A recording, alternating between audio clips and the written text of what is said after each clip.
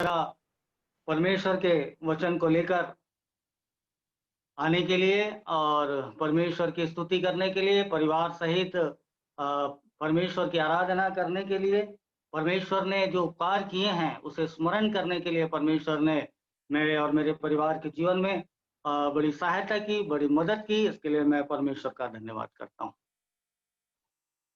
ज़्यादा समय न गँवाते हुए आज के वचन की ओर मैं आना चाहता हूँ।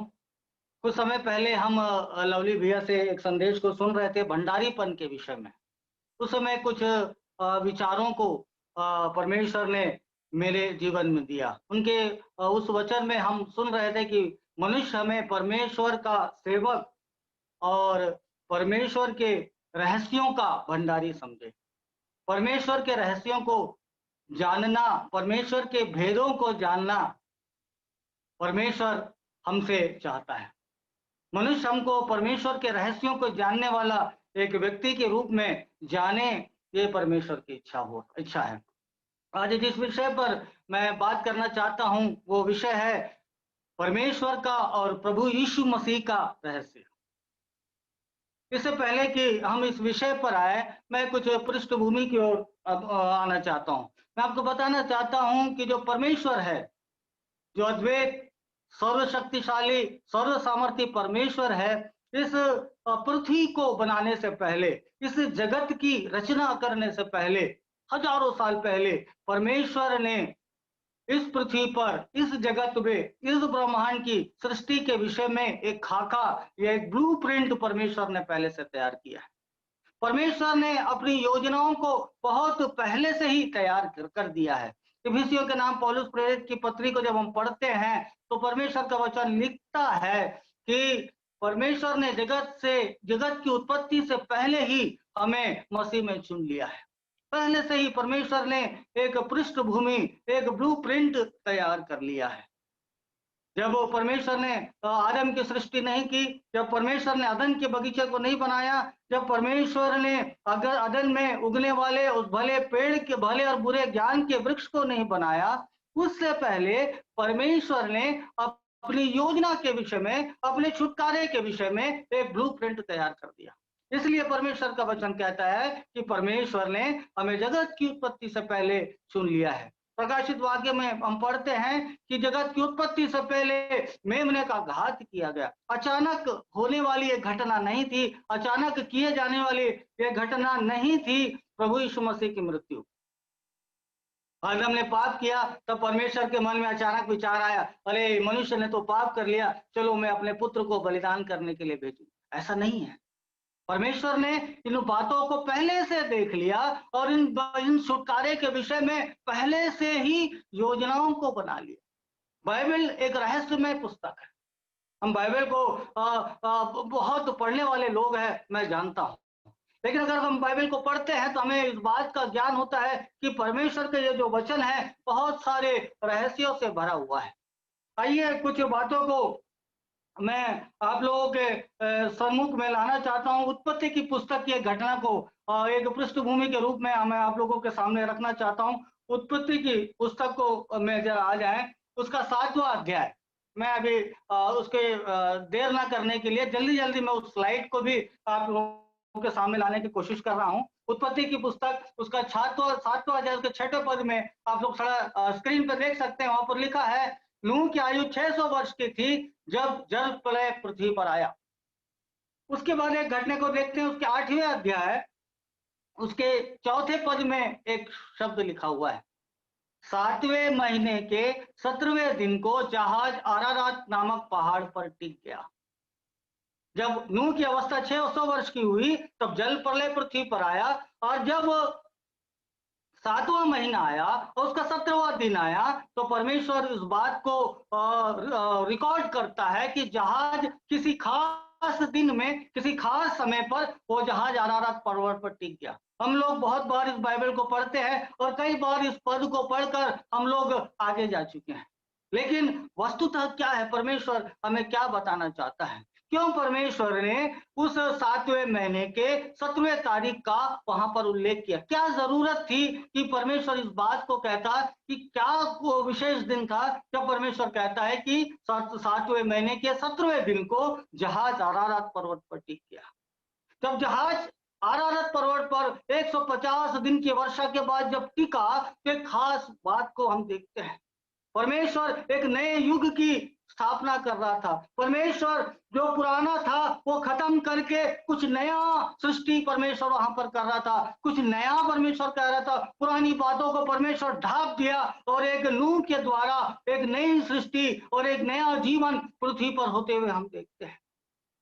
क्यों परमेश्वर ने उस तारीख का उल्लेख किया, मैं उसको आपको बताना चाहता हूं। जब नूह के विषय में लिखा गया कि उस 7वां महीना, वो जो कैलेंडर है, यहूदियों के पास 2 प्रकार के कैलेंडर है। एक नूह के समय का या उत्पत्ति के समय का कैलेंडर, और एक वो कैलेंडर जब निर्गमन के समय का कैलेंडर। जो स्क्रीन पर आप लोग देखेंगे कि जो सैक्रेड जो लिखा हुआ है उसमें जो कैलेंडर है उसमें हम देखते हैं, जो धार्मिक कैलेंडर है उसमें निशान जो है पहला महीने के रूप में देखते हैं। लेकिन दूसरा एक कैलेंडर देखते हैं वो जिसमें तीसरी जो है वो पहले कैलेंडर के रूप में हमको दिखाई देती है। हम देखते हैं यहूदियों के पास ये 2 कैलेंडर है। जो पहला कैलेंडर है जिसमें निशान पहला महीना है, वो कैलेंडर था जब उत्पत्ति के समय में जो घटनाक्रम हुई थी। लेकिन जब हम दूसरे कैलेंडर को देखते हैं, जब हम देखते हैं कि जब पहलौठों का बलिदान किया गया, निर्गमन की पुस्तक उसके 12वें अध्याय में हम देखते हैं परमेश्वर कहता है कि ये जो महीना है तुम्हारा पहला महीना ठहरे और इसकी 14वीं तारीख को तुम अपने अपने लिए फसह का मेमना तैयार करना। यदि दूसरे एक स्लाइड को भी हम देख लें, ऐसा एक स्लाइड है, सेकंड वाला स्लाइड। यहाँ पर हम देखते हैं कि यहाँ पर भी उसी कैलेंडर को मैं दर्शा रहा हूं। वहां पर भी देखते हैं कि जो रेड कलर में 7वें नंबर पे जो निशान कैलेंडर जो आता है, इसको परमेश्वर कहता है इस महीने के 14वें तारीख को। यदि हमको शक है तो हम खोल सकते हैं निर्गमन की पुस्तक, उसके 12वें अध्याय को जरा खोल लीजिए, जल्दी जल्दी कोई खोल ले। निर्गमन की पुस्तक उसका 12वां अध्याय, उसके पहले पद में इस प्रकार लिखता है परमेश्वर, यहोवा ने मूसा से और हारून से कहा, यह महीना तुम लोगों के लिए आरंभ ठहरे, ये वर्ष का पहला महीना ठहरे। परमेश्वर इस बात को बता रहा था, पहले जो तीसरी था वो पहला महीना है, लेकिन आज जब निर्गमन की 12वें अध्याय में आते हैं तो परमेश्वर कैलेंडर को चेंज करता है। कैलेंडर को परमेश्वर बदल रहा था और कहता है कि अब से निशान जो है वो पहला महीना होगा और इसकी 14वीं तारीख को तुम लोग फसह का बलिदान करना। यहाँ पर हम देखते हैं कि ये कैलेंडर बदलता है, अब निशान जो है पहला महीना हो जाता है। लेकिन यहूदी लोग ये दोनों कैलेंडर को मानते हैं। रोश होसन्ना करके एक त्योहार आता है, वर्ष का पहला महीना जो इसी सितंबर में 18 तारीख को होने का है। जो जो वो पुराने कैलेंडर के अनुसार वो नए वर्ष को वो लोग मनाते हैं, वो तीसरी को मनाते हैं। तो आज मैं आप लोगों को बताना चाहता हूं, परमेश्वर इस निशान के महीने के दिन परमेश्वर कहता है 14वें तारीख को तुम लोग फसह का बलिदान करना। और हम सब लोग जानते हैं कि 14 की तारीख को, ये निशान के महीने के 14 तारीख को फसह का बलिदान हुआ। मैं क्यों कह रहा हूं? और बाद में हम देखते हैं कि जब नए नियम में आते हैं तो इसी समय में इसी तारीख को परमेश्वर, जब प्रभु यीशु मसीह का बलिदान हुआ, वो भी फसह का दिन था। वो भी 14 तारीख को प्रभु यीशु मसीह का बलिदान को होते हुए हम देखते हैं। लेकिन प्रभु यीशु मसीह कब जी उठे? प्रभु यीशु मसीह जी उठे उस समय जब तीसरा दिन हुआ। 14 के बाद 15, 16, 17 तारीख, 7वें महीने 17वें दिन को एक नई सृष्टि का, एक नए युग के वो आरंभ को हम देखते हैं। वो महीना निशान का 7वें महीने का 17वां तारीख था। कितना अद्भुत योजना, कितने समय पहले से परमेश्वर ने इन बातों को हमारे लिए तैयार किया। अद्भुत रूप से परमेश्वर ने इस बात को तैयार किया है। आज मैं जो बताना चाहता हूं, 3 महत्वपूर्ण विषय को मैं बताना चाहता हूं। पहला, परमेश्वर का रहस्य। दूसरा, प्रभु यीशु मसीह का रहस्य। ये दोनों रहस्यों को यदि हम समझ लें तो हमें बहुत कुछ परमेश्वर के विषय में जानने में आसानी होगी। मैं आपको बताना चाहता हूं कि जो बातें मैं आप लोगों से आज कह रहा हूं वो एक पृष्ठभूमि मात्र है। या यूं समझ ले कि समुद्र के किनारे आप लोगों को खड़ा करके उस विशाल समुद्र का एक दर्शन करवा रहा हूं, लेकिन हमें बाइबल को और पढ़कर और गहराई से इसे समझना है। और परमेश्वर का रहस्य क्या है? अगर मैं कोई हमसे प्रश्न पूछे परमेश्वर का भेद क्या है, परमेश्वर का रहस्य क्या है, इस बात को यदि हमसे कोई पूछे तो हम लोग सोच में पड़ जाएंगे।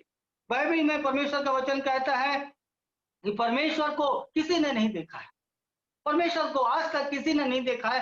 बाइबल इस बात की घोषणा करता है, परमेश्वर को हमने नहीं देखा, लेकिन रहस्य को कैसे जाने? फिर एक दूसरा बात को हम देखते हैं कि निर्गमन उसके 20वें अध्याय में परमेश्वर ने सारे इस्राएलियों से उस मूसा के समय में उस होरेब पर्वत से बातें की थी। लोगों ने परमेश्वर की आवाज को जरूर सुना।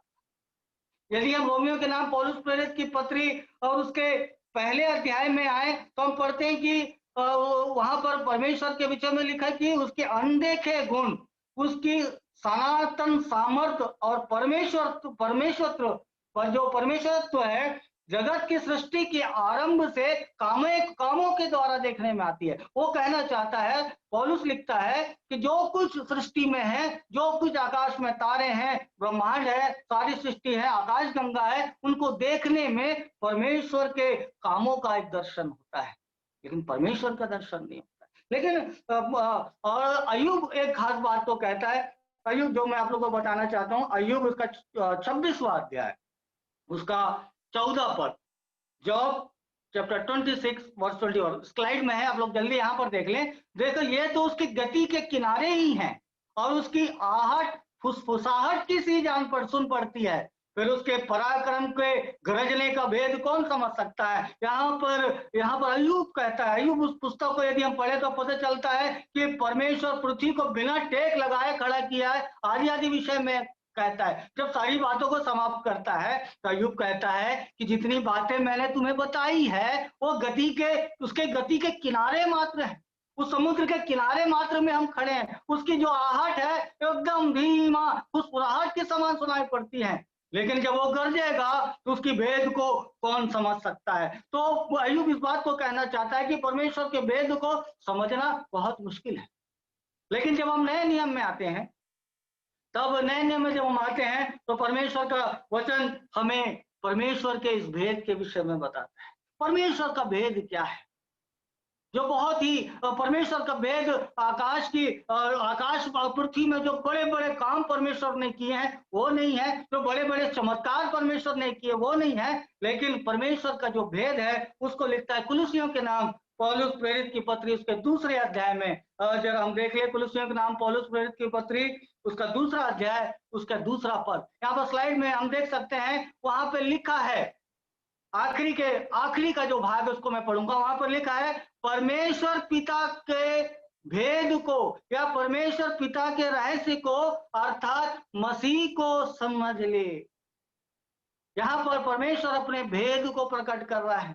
यहाँ पर परमेश्वर अपने भेद को प्रकट कर रहा है। बोलता है कि मेरा जो भेद है वो मेरा पुत्र प्रभु यीशु मसीह है।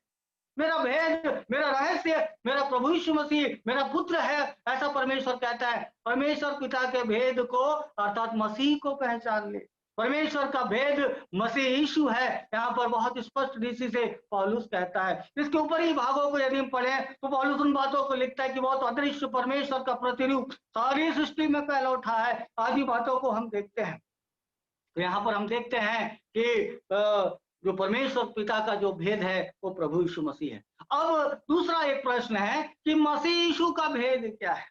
और सबसे इंपॉर्टेंट बात है जो मैं यहाँ पर आना चाहता हूँ, मसीह यीशु का भेद क्या है उसको मैं आप लोगों के समक्ष में रखना चाहता हूँ। इसका भी उत्तर दिखा हुआ है। परमेश्वर का भेद प्रभु यीशु मसीह है और मसीह यीशु का भेद इफिसियों के नाम पौलुस प्रेरित की पत्री उसका 3 अध्याय उसका चौथा पद से हम देख लेंगे। इफिसियों के नाम पौलुस प्रेरित की पत्री उसका तीसरा अध्याय यहाँ पर लिखता है, और जो पौलुस लिखता है स्लाइड में हम देख सकते हैं, जिससे तुम पढ़कर जान सकते हो कि मैं मसीह का वो भेद कहाँ तक समझता हूँ। वो बता रहा है कि मसीह का भेद क्या है। वो मसीह का भेद चंद शब्दों में कहता है, वो कहता है कि अन्य समूह में मनुष्य के संतानों को ये भेद ऐसा नहीं बताया गया था जैसे कि आत्मा के द्वारा अब उसकी पवित्रों और भविष्यवक्ताओं को प्रकट किया गया है। अर्थात यह कि मसीह यीशु में सुसमाचार के द्वारा अन्य जाति लोग मिरास के साझी और एक ही देश और प्रतिज्ञा के भागी हैं। यहाँ पर उस भेद को लिखा हुआ है। ये कौन सा भेद है?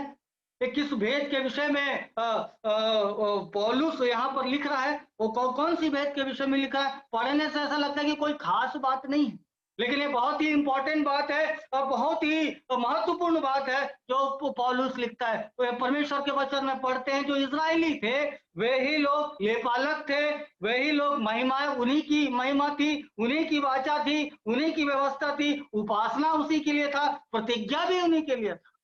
ये हम पढ़ते हैं रोमी उसके 9वें अध्याय 4 पद में इस बात को हम पढ़ते हैं कि इजरायलियों को परमेश्वर ने अपने निज प्रजा के रूप में, अपने लेपालक पुत्र के रूप में चुन लिया था और सारी व्यवस्था उन्हें दी थी, लेपालकपन का अधिकार उन्हें दिया था, वाचाएं उन्हें दिया था, सब कुछ उन्हें दिया था।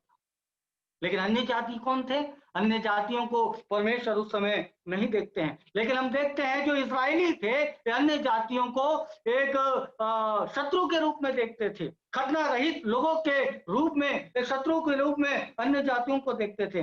लेकिन हम जब इफिसियों के नाम पौलुस प्रेरित की पत्री दूसरा उसके 15वें अध्याय में आते हैं तो हम पढ़ते हैं कि वो परमेश्वर ये दो लोगों को जो आपस में शत्रु हैं, जो इजरायली और एक जो अन्य जाति हैं, इन दोनों को एक में सुसमाचार के द्वारा समाहित करके एक नया मनुष्य बना रहा है।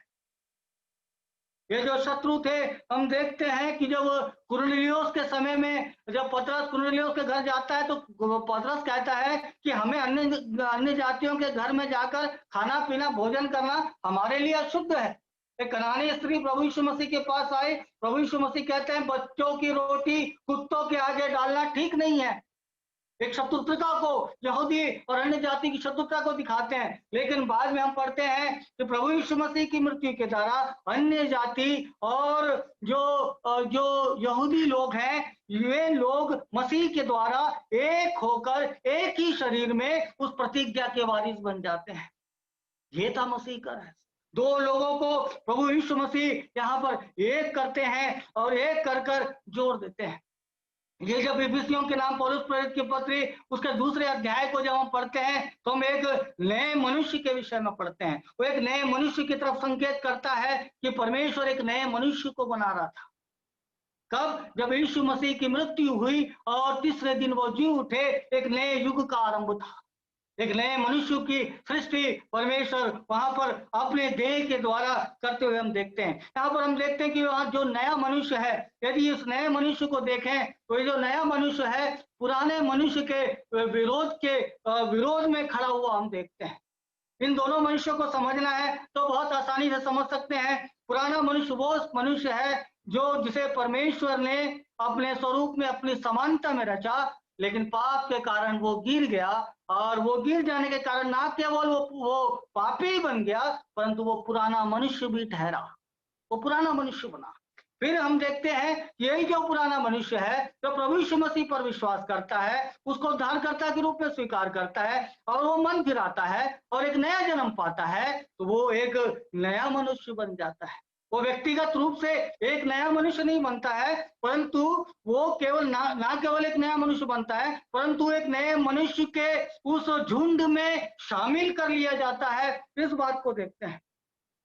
हम देखते हैं कि जो नया मनुष्य पुराने मनुष्य के विपरीत में खड़ा है। जो पुराना मनुष्य है वो एकमात्र मनुष्य नहीं है।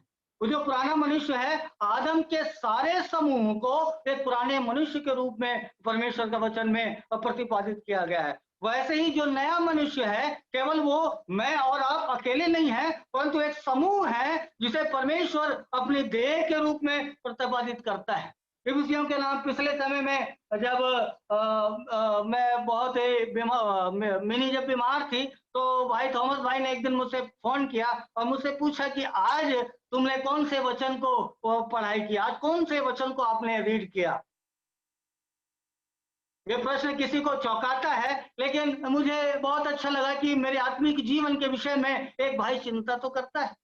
और मैंने उन्हें बताया कि मैंने इफिसियों के उन पत्रियों को पढ़ रहा था, जो मसीह के देह के विषय में लिखा हुआ है। और अगर वो 1 हफ्ते बाद फ़ोन करते तो भी मैं कहता कि मैं उसी को पढ़ रहा हूँ। अगर 10 दिन बाद फ़ोन करते तो भी मैं उसी को कहता, क्योंकि ये विषय इतना बड़ा है, इतना विशाल है, जिसके किनारे मात्र को आज मैं आपको बता रहा हूँ।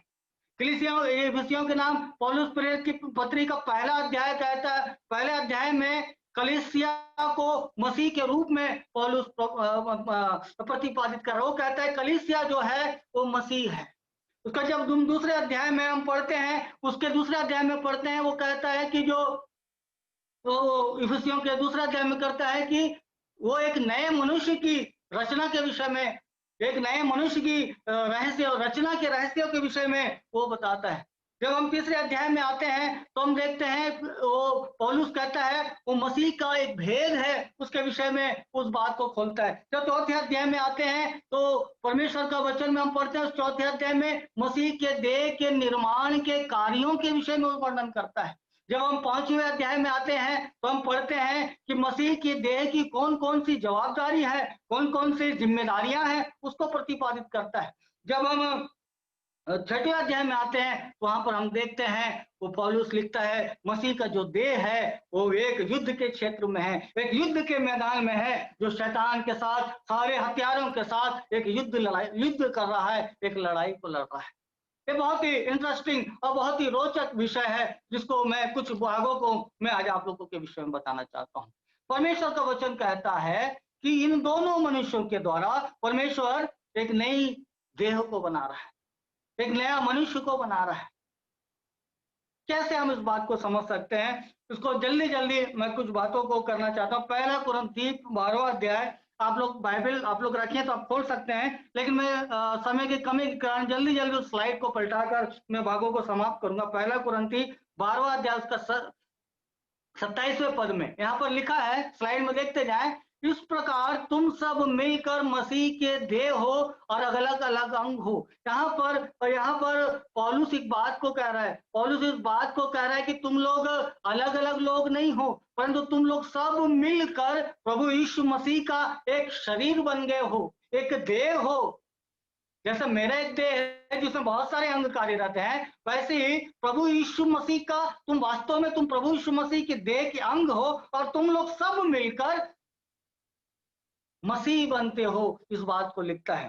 फिर तीसरा अध्याय उसका 21वां पद, परमेश्वर कितने महत्वपूर्ण रहस्यों को, परमेश्वर हमारे लिए कितने बड़े कामों को कर रखा है, उसको मैं आप लोग को बता रहा हूँ।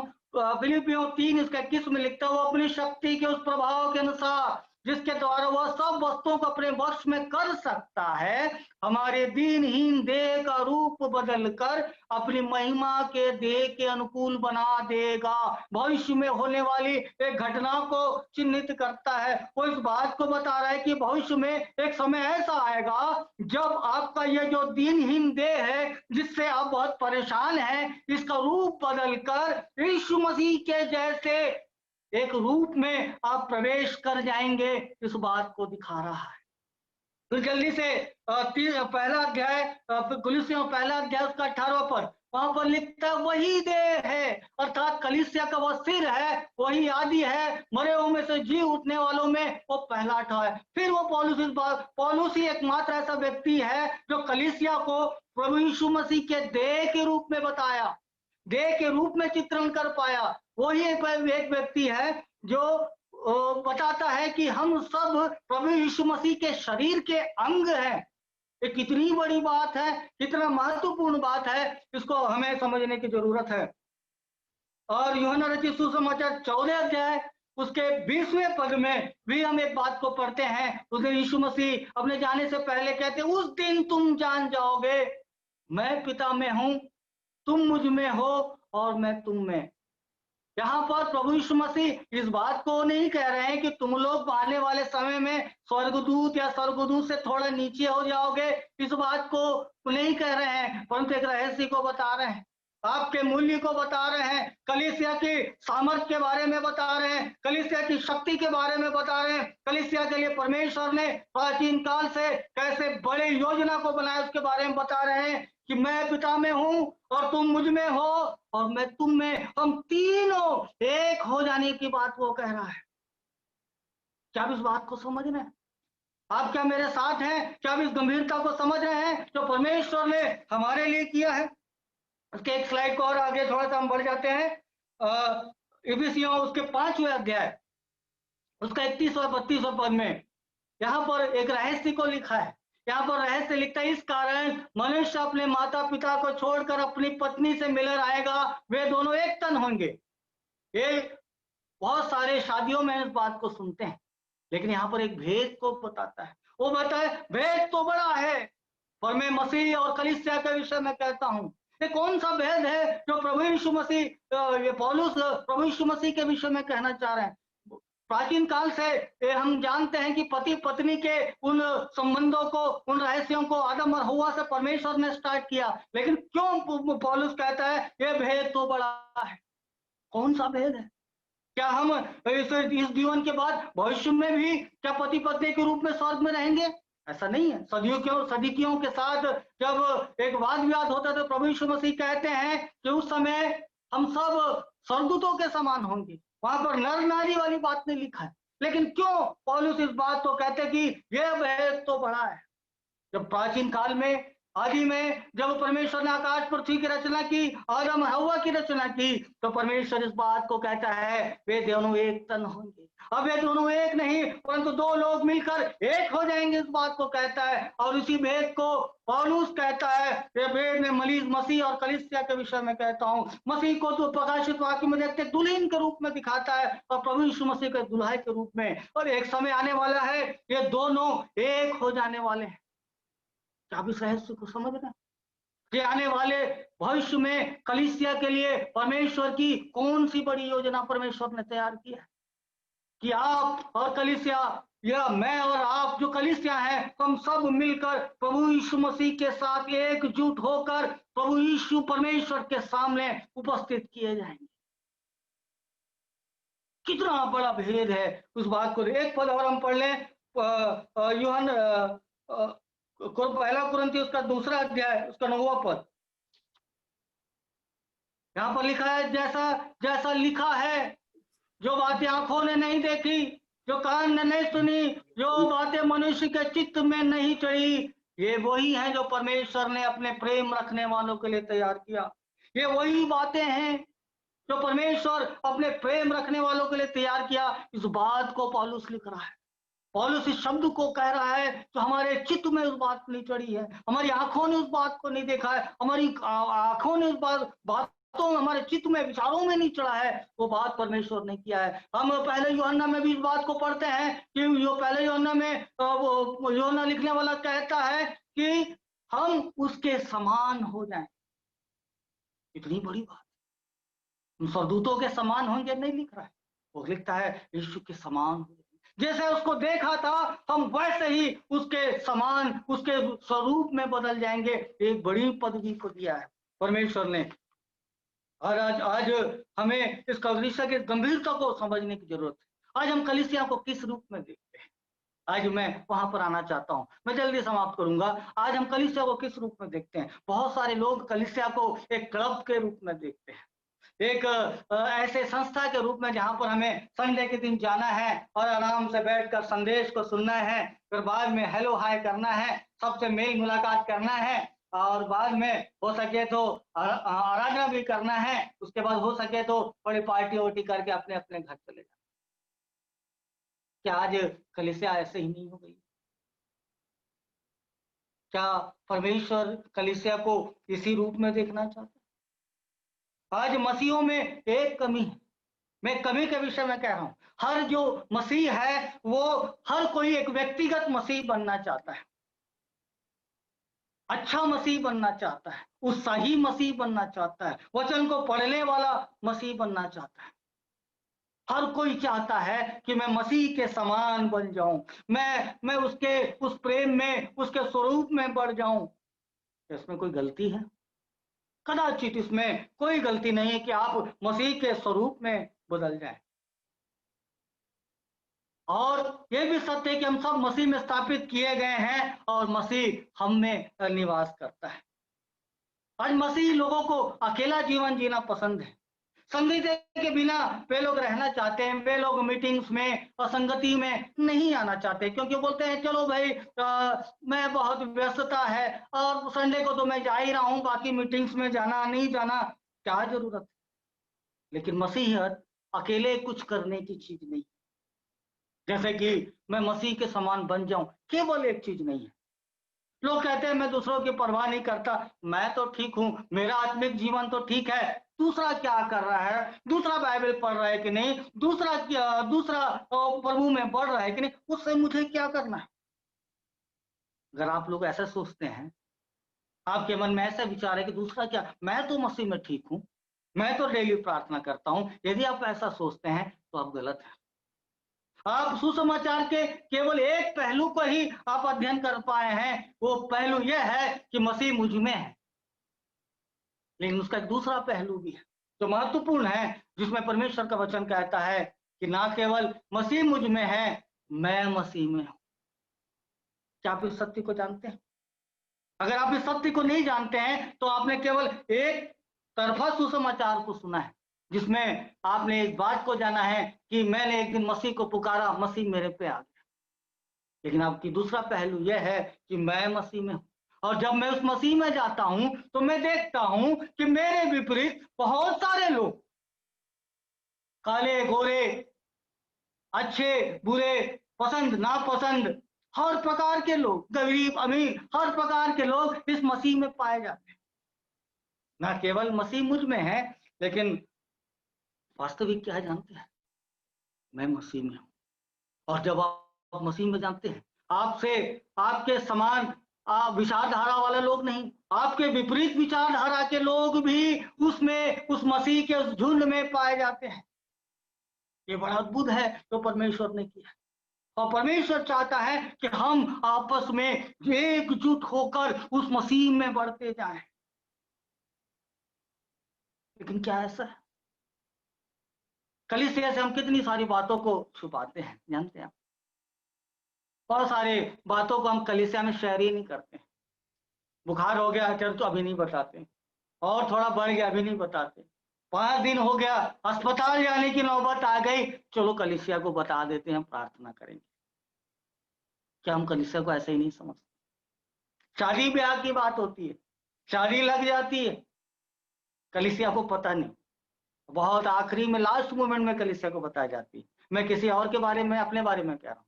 जब मेरी शादी हुई थी, तो जब मेरी शादी का जो विवाह की बातें चल रही थी और सगाई होने वाला था, सब कुछ फिक्स हो गया था, लेकिन कलीसिया को नहीं बताया गया था। जानते क्यों?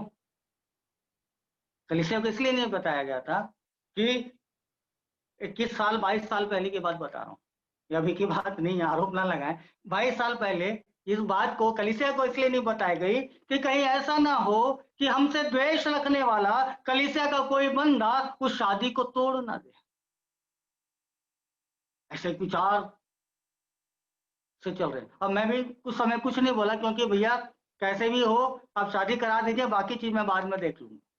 और शादी कराने के लिए शादी हो गई और देर से बताया गया, कलीसिया को इस बारे में देर से बताया। कारण क्या था कि कलीसिया में वो प्रेम, वो एकजुटता, वो जो रहस्य जो मसीह का है वो दिखाई नहीं दे रही। मैं दूसरी बात बताता हूँ, मैं कलीसिया में बहुत कुछ लोगों को पसंद नहीं करता। अब वो बोलेंगे भैया आप कैसे स्टेटमेंट दे रहे हो, कलीसिया में आपको बहुत सारे लोगों को कुछ लोगों को आप पसंद नहीं करते। भाई मैं सच कह रहा हूँ, कलीसिया में मैं कुछ लोगों को पसंद नहीं करता। मैं खुल्लम खुल्ला कलीसिया के सामने कह रहा हूँ, कलीसिया में कुछ लोग को पसंद नहीं करता, कुछ लोगों के एटीट्यूड मुझे पसंद नहीं है, कुछ लोगों के काम करने की शैली मुझे पसंद नहीं है, कुछ लोगों के बात करने का ढंग मुझे पसंद नहीं है, आदि आदि बहुत सारी चीजें हैं जो मुझे कलीसिया के दूसरे लोगों की मैं पसंद नहीं करता।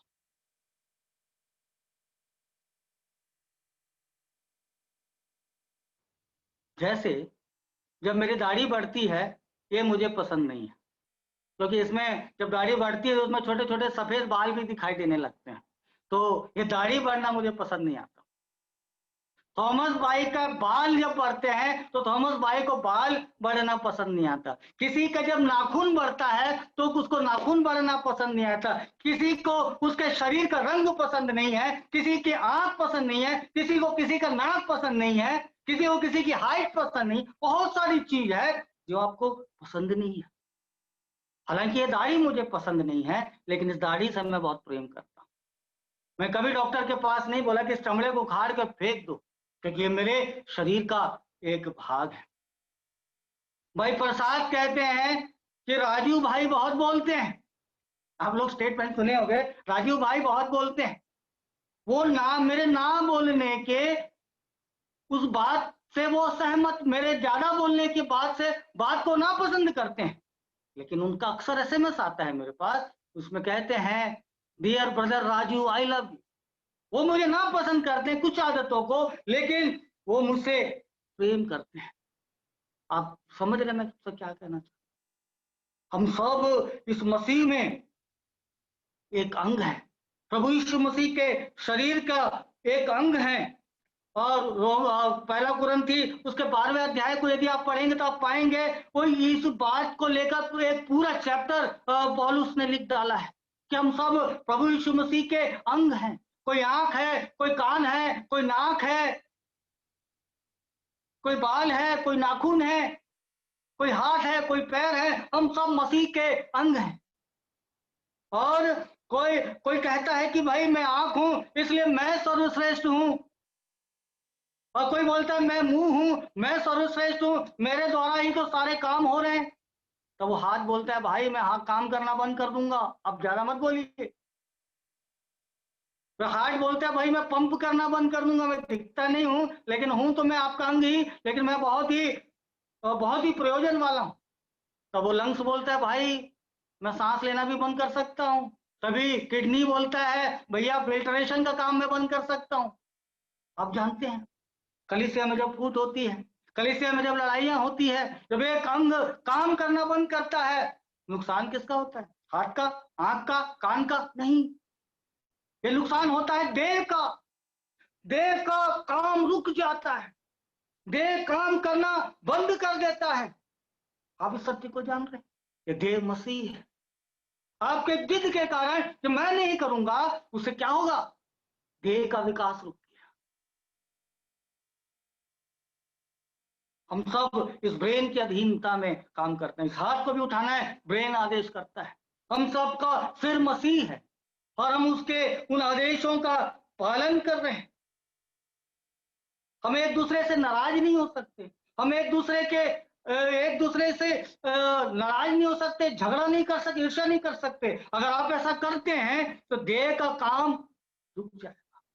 हम सब जानते हैं बाइबल में एक पद लिखा हुआ है जब शादियों में पढ़ा जाता है। क्या पद है जानते हैं? पत्नी पति के अधीन रहे। हम सब उस पद को जानते हैं। बार बार हर शादी में ये पद को सिखाया जाता है कि पत्नी का कर्तव्य है किसके अधीन रहे? वो अपने पति के अधीन में रहे। इस पद को सिखाया जाता है। हम उस पद को जरा मैं निकलवाना चाहता हूं आप लोग से। इफिसियों 5वां अध्याय, इफिसियों 5वें अध्याय में लिखा है कि 22वें पद में 22वें पद में उस बात को लिखा कि हे पत्नियों अपने अपने पति के ऐसे अधीन रहो जैसे प्रभु के। पत्नी को अधीन रहना हर हर शादियों में सिखाया जाता है। लेकिन एक सत्य को आप जानते हैं जो प्रभु यीशु मसीह कहते हैं या पौलुस कहते हैं, उसका 21वां पद वहां पर लिखा है मसीह के भय से एक दूसरे के अधीन रहो। मसीह के भय से एक दूसरे के अधीन रहो। आंख कान के अधीन हो जाए, कान नाखून के अधीन हो जाए, नाखून पैर के तलवे के अधीन हो जाए। इस बात को वो कर एक दूसरे के अधीन हो जाओ। प्रभु मसीह के भय से एक दूसरे के अधीनता में। ये परमेश्वर हमारा हमसे कहता है। जब प्रभु यीशु मसीह यूहन्ना रचित सुसमाचार उसके 17वें अध्याय में जब हम आते हैं, तो प्रभु यीशु मसीह ने एक महायाजकीय प्रार्थना की थी। उस महायाजकीय प्रार्थना में लगातार एक बात को बोला गया है। हम उस स्लाइड को देख लेंगे। प्रभु यीशु मसीह यूहन्ना रचित सुसमाचार उसके 17वें अध्याय उसके 11वें पद में इस प्रकार लिखा है। 11वें पद में लिखा है, वहां लिखा है कि उसके आखिरी भाग को हम देख ले, वहां पर लिखा है, वे हमारे समान एक। 17 अध्याय के 11वें पद के आखिर में लिखता है, प्रभु यीशु मसीह प्रार्थना करें, वे मतलब हम लोग, कलीसिया, जैसे पिता परमेश्वर और पुत्र, पिता परमेश्वर, पुत्र परमेश्वर और पवित्र आत्मा एक है, वैसे वो प्रार्थना कर रहे हैं, वे हमारे समान एक। हम जानते हैं कि पिता और पुत्र में, पुत्र पिता में रहता है, और वो कलीसिया के विषय में कहता है। प्रभु यीशु मसीह प्रार्थना कर रहे हैं, प्रभु यीशु मसीह को चिंता है, वे भी हमारे समान एक। फिर वो आगे के पद में लिखता है, उसके 20वें पद में फिर वो हमारे लिए प्रार्थना करता है। फिर 21वें पद में वो कहता है कि जैसा हम एक हैं, वैसा ही पिता मुझ में और मैं तुम में और वे हम में भी हो, इस प्रार्थना को करता है।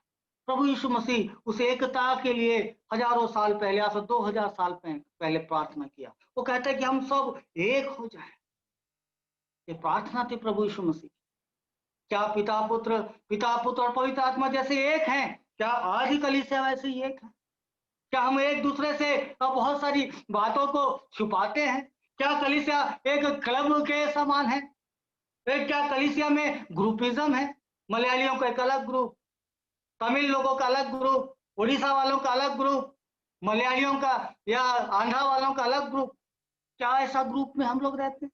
क्या हम एक दूसरे को हमारे अंग के समान समझते हैं? इसके बगैर मेरा काम रुक जाएगा, इसके बगैर मैं काम नहीं कर पाऊंगा, ये मेरे शरीर का पार्ट है। अब जानते हैं, जब एक शरीर का एक पार्ट जब दुखता है, जब एक शरीर का पार्ट में चोट पहुंचता है, हाथ में चोट पहुंचता है, तो सारा शरीर उसमें दुखित होता है। हम इस बात को समझ लेने की बहुत जरूरत है। हम सब रोटी तोड़ने वाले लोग हैं। रोटी तोड़ते समय हर हफ्ता कलीसिया में पढ़ा जाने वाला एक पद है। क्या पद है पता है?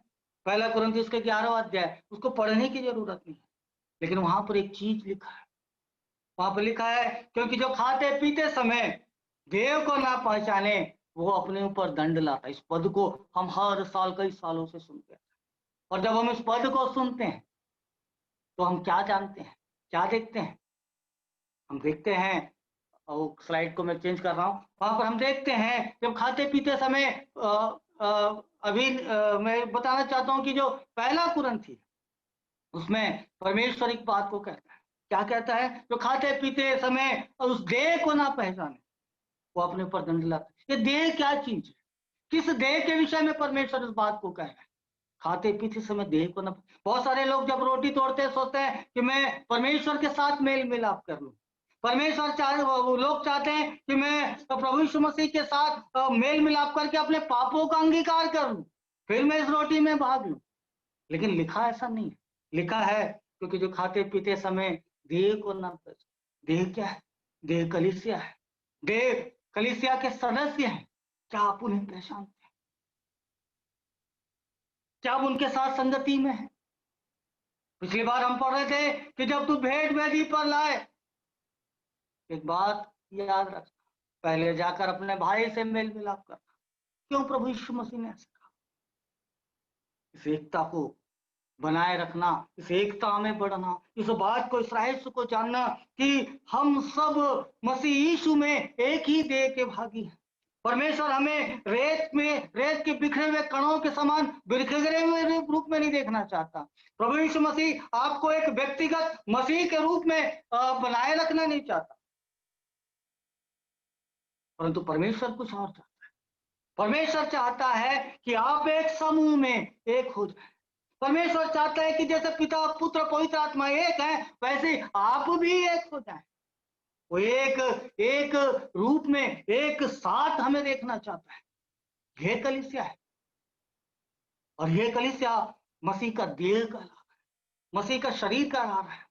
और वचन कहता है एक दिन हम उसके समान, उसके स्वरूप में, जैसा वो है वैसा हम हो जाएंगे। परमेश्वर के सामने हमारी पदवी क्या है, इस बात को समझना हमारे लिए बहुत जरूरी है। इसलिए पौलुस कहते हैं खाते पीते समय आप देह को नहीं पहचानते। आप बोल रहे मैं एक व्यक्तिगत मसीह हूं, मुझे दूसरे से क्या लेना देना है,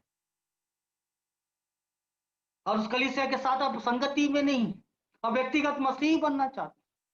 परमेश्वर आपको रेत के बिखरे हुए कण के रूप में नहीं, परंतु परमेश्वर एक सामूहिक पात्र के रूप में है। एक सामूहिक पात्र को वो तैयार कर रहा है, इसके लिए एक युद्ध के लिए तैयार कर रहा है। जब प्रभु यीशु मसीह इस दुनिया में थे, जब वो प्रार्थना करना सिखाया, तो उसने नहीं कहा हे मेरे पिता तू जो स्वर्ग में, ऐसा नहीं कहा। उसने कहा जब तुम प्रार्थना करो तो कहना हे हमारे पिता। जैसे हमने अपने अपराधियों को क्षमा, हमें आज की रोटी दी, सामूहिक बात को कहा। क्योंकि प्रभु यीशु मसीह जानते हैं कि एक आने वाले समय में एक कलीसिया का निर्माण होगा। मत्ती रचित सुसमाचार में 2 बार और इस पद को, कलीसिया नाम के शब्द को देखते हैं, जो मैं अपनी कलीसिया बनाऊंगा, मैं अपनी दुल्हन को बनाऊंगा और उसे निर्दोष निष्कलंक करके पिता के सामने उपस्थित करूं। हजारों साल पहले से परमेश्वर ने इस योजना को देखा। हम इसे किस रूप में देखते हैं, हम कलीसिया को कैसे देखते हैं?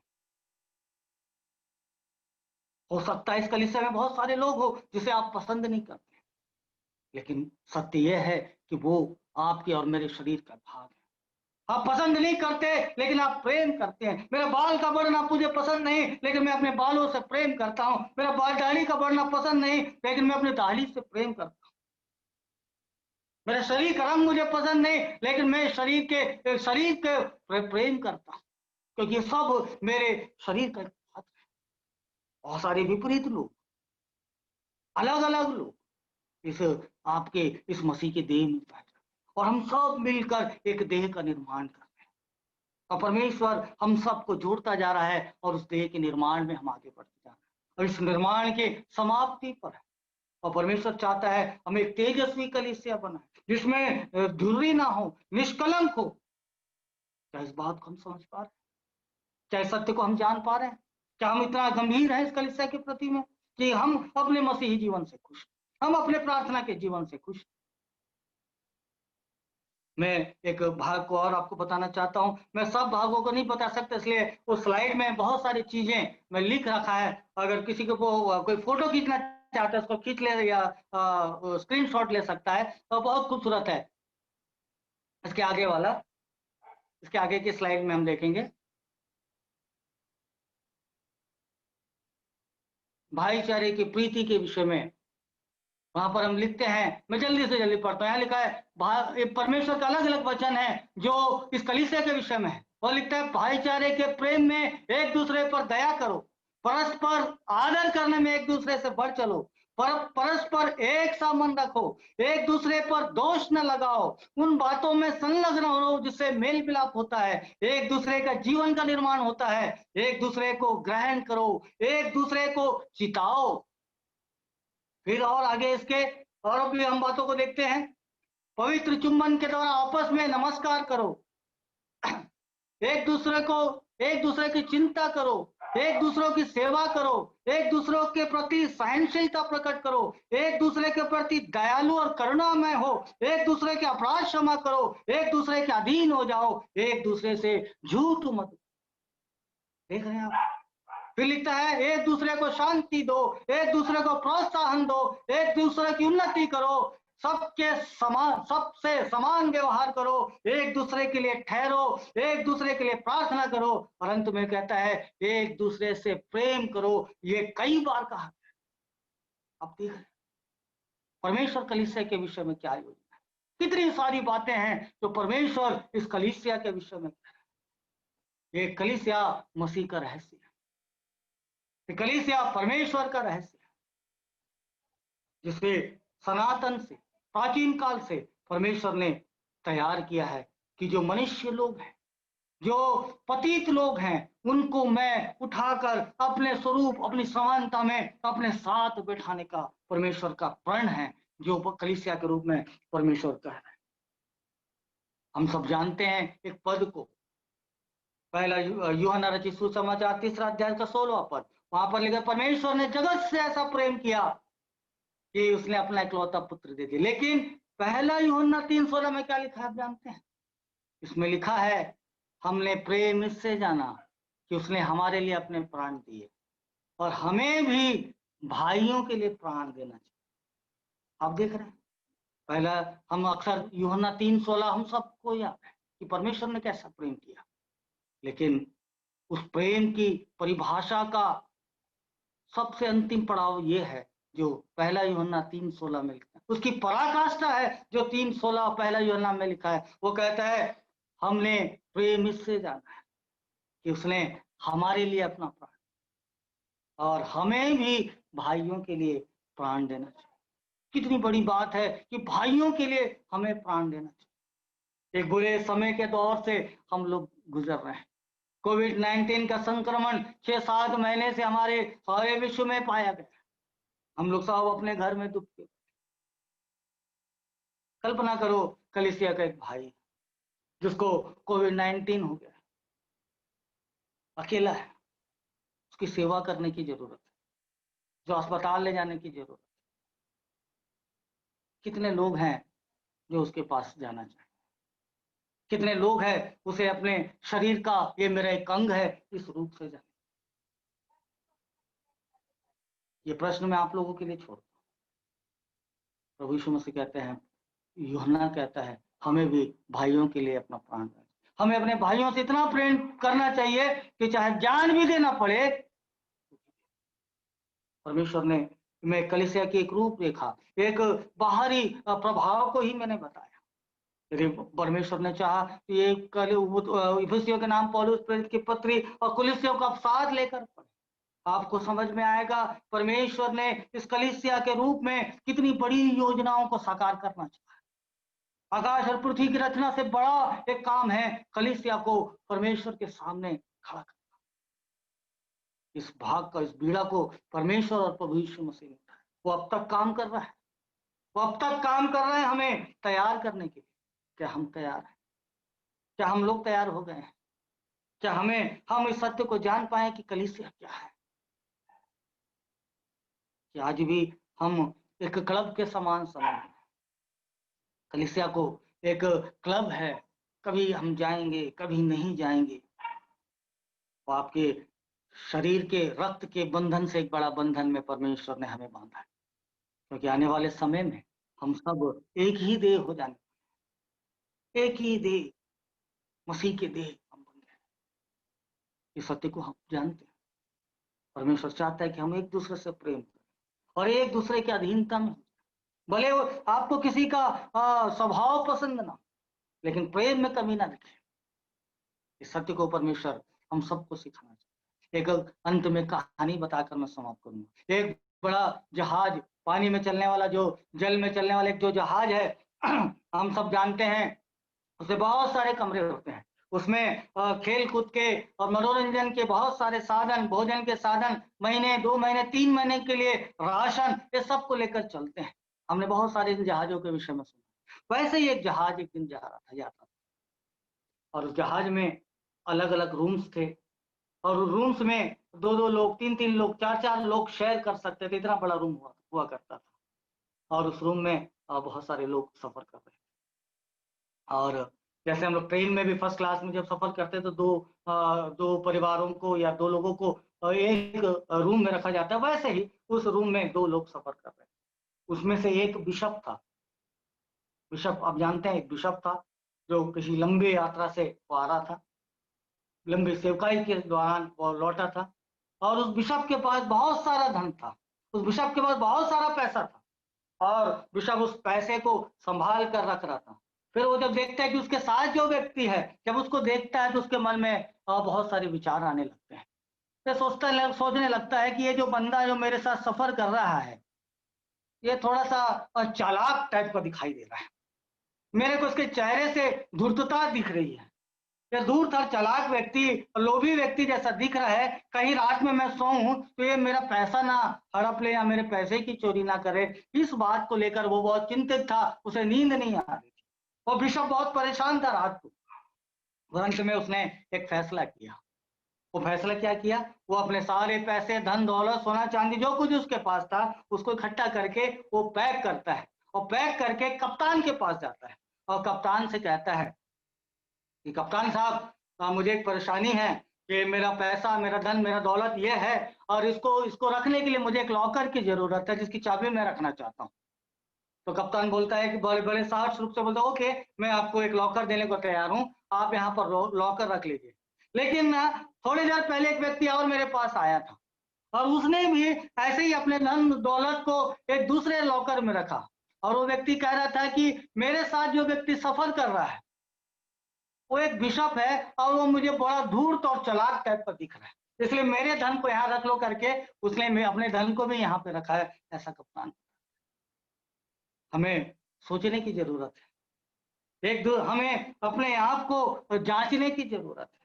हम सोच रहे हैं दूसरा व्यक्ति के बारे में, हम बहुत सारे विचार कर रहे होंगे, कोई व्यक्ति ऐसा है, वो व्यक्ति ऐसा है, वो व्यक्ति ऐसा है, लेकिन परमेश्वर कहता है हम अपने आप को जांचें। डेली, प्रतिदिन हम अपने आप को जांचें और अपने मन को फिराएं। प्रभु, मैं उस मसीह के समान बनने में थोड़ी सी मुझे चूक है, मैं उससे मन फिराता हूँ और मुझे अपने समान बनने में मेरी। हम सब में अलग अलग कमियां हो सकती है, हम सबके स्वभाव अलग अलग हो सकते हैं, लेकिन हम सब मसीह में एक है, इस बात को। और मसीह यीशु का जो रहस्य है, मसीह यीशु का जो भेद है, वो कलीसिया है। और इस बात को हम जाने, वो मैं और आप हैं, जो एक दिन स्वर्ग में परमेश्वर के सामने हम दिखाई देंगे और प्रभु यीशु मसीह के साथ रहेंगे, उसकी देह बनकर उसके आगे पीछे चलेंगे। ये परमेश्वर ने कहा, दो लोग एक हो जाएंगे, दो तन एक हो जाएंगे। ये एक भेद है जिसको पौलुस कहता है। हम मसीह के साथ एक होने की एक होने को है और उसकी तैयारी परमेश्वर। आइए परमेश्वर इन वचनों के द्वारा आने वाले दिनों में हमारी सहायता करें, हम कलीसिया के प्रति उस प्रेम को बनाए रखें, ताकि हम अकेले उस शैतान से नहीं लड़ सकते, हम अकेले इस संसार से नहीं लड़ सकते। परमेश्वर चाहता है हम संगठित रूप से उस शैतान का सामना करें, उस युद्ध को करें। मैं अकेले सुसमाचार नहीं सुना सकता, थॉमस भाई अकेले सुसमाचार को नहीं सुना सकते। इस सुसमाचार को सुनाने के लिए एक देह की जरूरत है, जो कलीसिया है। ये सब लोग मिलकर उस सुसमाचार को सुनाते हैं, ये सब लोग मिलकर जब प्रार्थना करते हैं, वो मसीह की वो मसीह की देह है जो पुकारती है। हमें इस बात को स्मरण करना है। आइए आने वाले दिनों में परमेश्वर ऐसा करने के लिए हमारी सहायता करें। परमेश्वर की महिमा।